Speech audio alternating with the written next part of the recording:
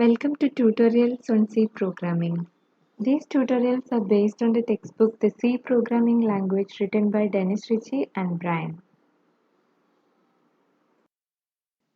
Here we discuss about type conversions in C from chapter 2 Types, Operators and Expressions.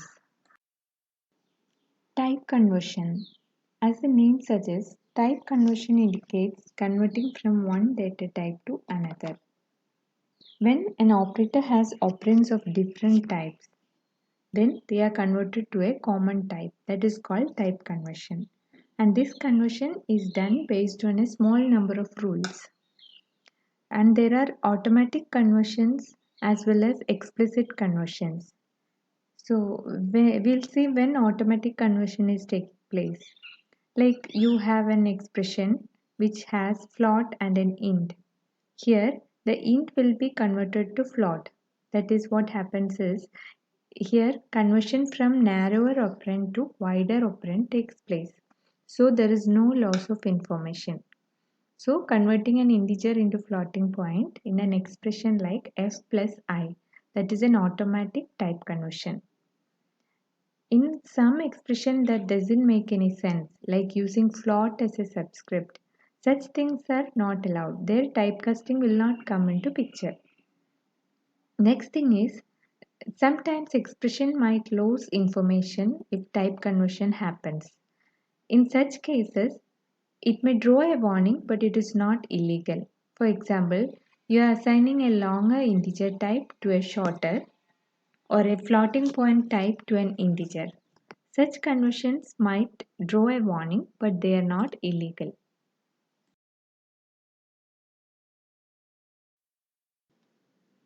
In general, we can conclude that if either of the operands of an operator like addition or multiplication are of different types, then the lower type is promoted to higher type before the operation proceeds. Some rules followed are, if either operand is long double, convert the other to long double. Otherwise, if either operand is double, convert the other to double. Otherwise, if either operand is float, convert the other to float. Otherwise, convert char and short to int. Then, if either operand is long, convert the other to long.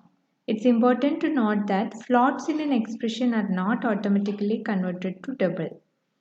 This is a change from all the original definitions we had. Mathematical functions like those present in math.h normally use double precision.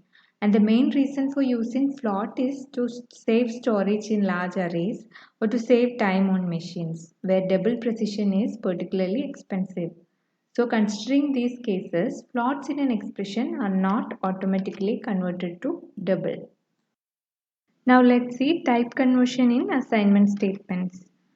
So type conversion takes place across assignment. What happens is the value of the right side is converted to the type of the left. That is the type of the result. So in some cases, longer integers are converted to shorter ones or to chars by dropping the excess higher order bits. For example, you can see here int I char c, I equal to c, c equal to I. In this case, the value of c is unchanged because I can hold char c. There is no loss of information. But if you reverse the order of assignment, but that is first if you do c equal to I, there might be loss of information because there char is holding an int. And later if you assign it back, there might be change in the value of I. Similarly, if x is float and I is int, x equal to I and I equal to x, both cause conversions. Float to int cause truncation of any fractional part. And when a double is converted to float, whether the value is rounded or truncated, it depends completely on implementation. We have already seen implicit type conversions. Now we'll have a look at explicit type conversions. Explicit type conversions can be forced in any expression, and the unary operator used for explicit type conversion is cast, and the syntax is type name expression. Here the expression is converted to the name type by the conversion rules which we have already seen. For example, The library routine sqrt or square root expects a double argument and it is declared in math.h. So if we have n as an integer, we can use square root of, in parenthesis, the cast or the type name, that is double of n. This is to convert the value of n to double before passing it to this function square root. So the cast produces the value of n in the proper type, but n itself is not altered. And the precedence of cast operator is same as the precedence of other unary operators. And if you have already used the function prototype on top and the arguments are declared by the prototype, the declaration causes casting of any arguments when the function is called. Like you have the function prototype for square root on top as double sqrt of double. Then the call root2 equal sqrt of 2. It casts the integer into the double value 2.0 without any need for a cast. Remaining part of this chapter will be uploaded in another video.